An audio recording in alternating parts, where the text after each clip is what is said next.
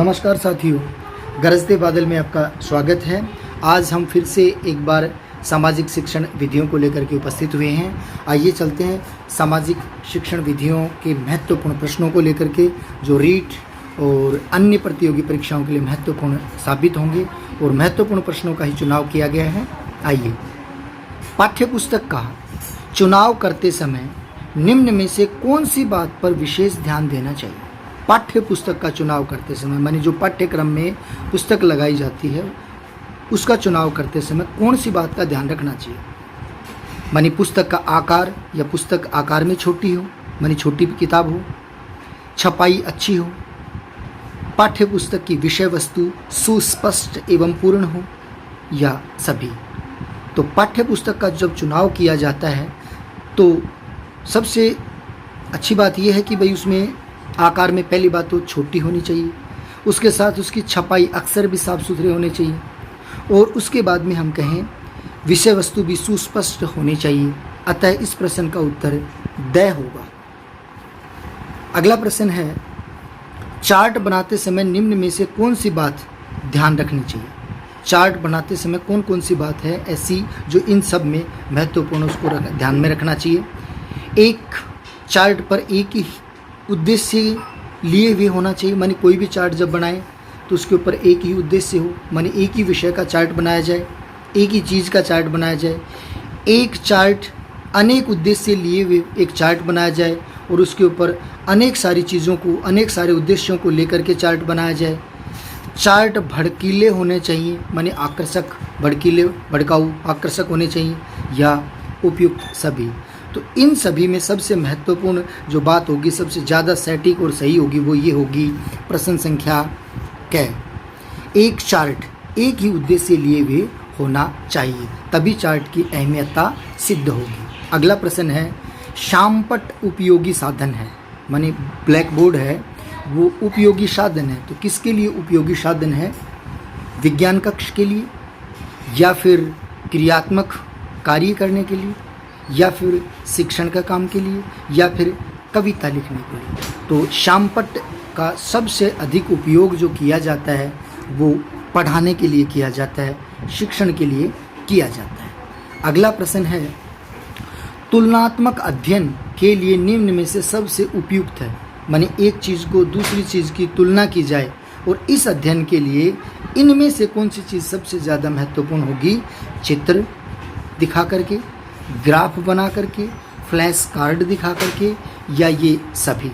तो इनमें से सबसे उपयुक्त जो उत्तर होगा, सही उत्तर होगा, वो होगा ग्राफ। ग्राफ से हम तुलनात्मक अध्ययन बहुत बेहतर तरीके से कर सकते हैं और विद्यार्थियों को समझा सकते हैं। अगला प्रश्न है, सामाजिक अध्ययन का व्यवहारिक ज्ञान देने हेतु सर्वोत्तम पद्धति कौन सी है?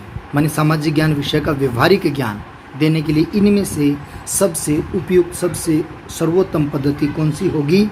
भाषण पद्धति के द्वारा सामाजिक अध्ययन का व्यवहारिक ज्ञान दिया जा सकता है, पाठ्य पुस्तक पद्धति के आधार पर सामाजिक अध्ययन का व्यवहारिक ज्ञान दिया जा सकता है, या फिर प्रोजेक्ट पद्धति के द्वारा, या फिर इन सभी के द्वारा।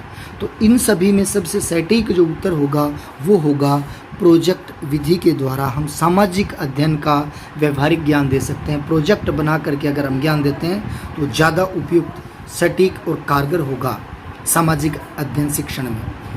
अगला प्रश्न है, शिक्षण अधिगम प्रक्रिया को सरल एवं सुगम बनाया जा सकता है। कैसे बनाया जा सकता है?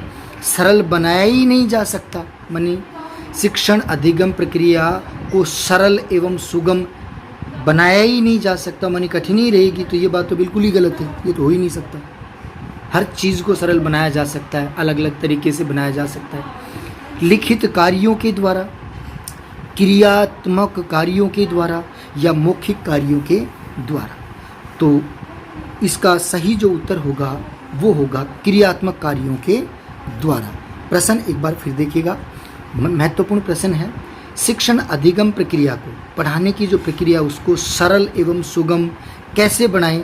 तो क्रियात्मक कार्य करके उसको और अधिक सरल बनाया जा सकता है। अगला प्रश्न है, फादर ऑफ प्रोजेक्ट मेथड माना जाता है, तो किसको माना जाता है? इनमें से रूसो को, ड्यूबी को, किलपैट्रिक को या फिर फ्रोवेल को? तो इसका सही उत्तर होगा वो होगा किलपैट्रिक। ये इम्पोर्टेंट प्रश्न है, तो इसको एक बार विशेष रूप से आप तैयार कर लेंगे। फादर ऑफ प्रोजेक्टर मेथड किसे कहा जाता है? तो किलपैट्रिक को कहा जाता है। अगला प्रश्न है, शिक्षण में ब्लूप्रिंट माना जाता है। ये महत्वपूर्ण नहीं, अति महत्वपूर्ण प्रश्न है। शिक्षण में ब्लूप्रिंट माना जाता है, ब्लूप्रिंट होता क्या है? तो शिक्षण की आधारशिला होता है, प्रश्न पत्र निर्माण की आधारशिला होता है, या फिर विद्यालय की आधारशिला होता है, छात्रों के निर्माण की आधारशिला होता है। तो ये ब्लूप्रिंट है वो क्या होता है? प्रश्न पत्र बनाने के लिए जो अंकों का निर्धारण किया जाता है वो होता है ब्लूप्रिंट। तो इसका सही उत्तर होगा प्रश्न पत्र निर्माण की आधारशिला है। इससे प्रश्न बनाए जाते हैं। कैसे बनाए जाते हैं? जैसे रचनात्मक कार्य हेतु 2 प्रश्न, विवरणात्मक 2 प्रश्न, अति लघुत्रात्मक 3 प्रश्न। इसमें से ये अलग अलग जो पार्ट बनाया जाता है, डिवाइड किया जाता है पेपर होने से पहले, वो होता है ब्लूप्रिंट। चलिए अगला प्रश्न, मौखिक शिक्षा परियोजना किसके द्वारा प्रदत्त है? तो बेसिक शिक्षा परियोजना, में मौखिक बोल गया, बेसिक शिक्षा परियोजना किसके द्वारा प्रदत्त है? बेसिक शिक्षा किसने दी है? BR अम्बेडकर ने, महात्मा गांधी ने, तिलक ने, या फिर पंडित जवाहरलाल नेहरू ने?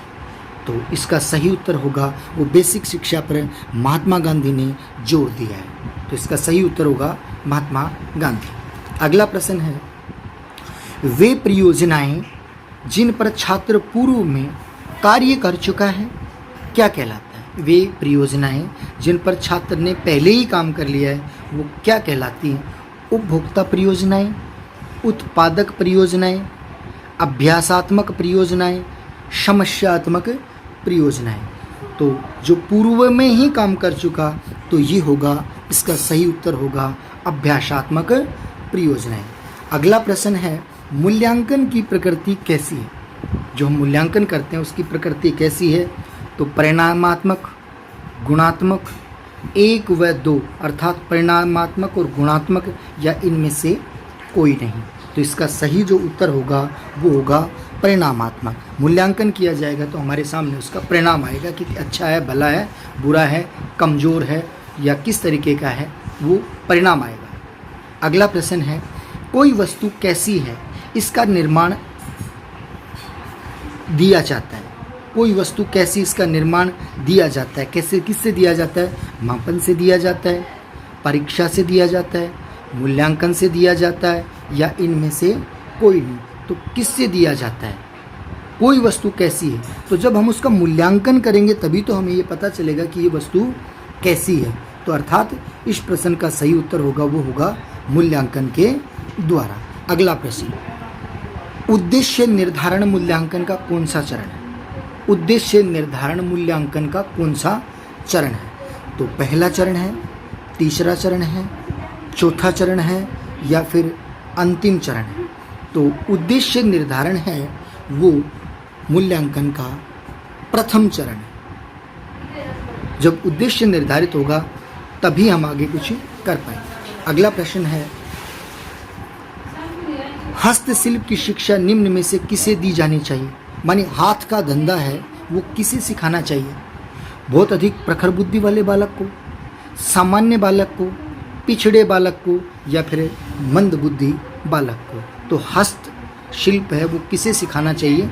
मंद बुद्धि बालक को हस्तशिल्प सिखाना चाहिए। वो उस काम को बेहतर कर सकता है और आसानी से कर सकता है। अतः हस्तशिल्प है, हाथ के से कोई भी जुड़ा हुआ कोई धंधा मंद बुद्धि बालक को अगर सिखाएं तो बड़ी आराम से वो उसको सीख लेता है। अगला प्रश्न है, शिक्षा का अधिकार अधिनियम 2009 में एक अध्यापक के लिए न्यूनतम कार्य घंटे प्रति सप्ताह निर्धारित किए थे। ये प्रश्न मैं जानता हूँ बहुत सरल भी है और ये अमूमन परीक्षाओं में पूछा जाता है और ये आपको आता भी होगा तो पूरा ही पता होगा।